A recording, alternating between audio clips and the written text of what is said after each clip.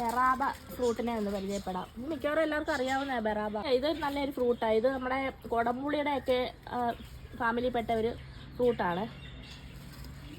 നമുക്കിന്ന് കുറച്ചതൊന്ന് വിളവെടുക്കാവേ.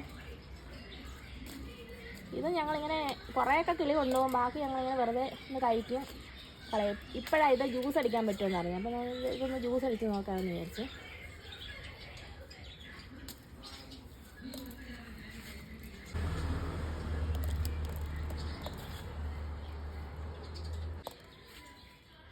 അപ്പോൾ നമ്മുടെ ബെറാവ ഫ്രൂട്ട് ഇത്രയും നമുക്ക് ഇട്ടിട്ടുണ്ട്. ഇനി നിറയെ നിപ്പുണ്ട്, പിച്ചെടുക്കാൻ വേണ്ടിയിട്ട് ഇനി ഒരുപാട് നിപ്പുണ്ട്.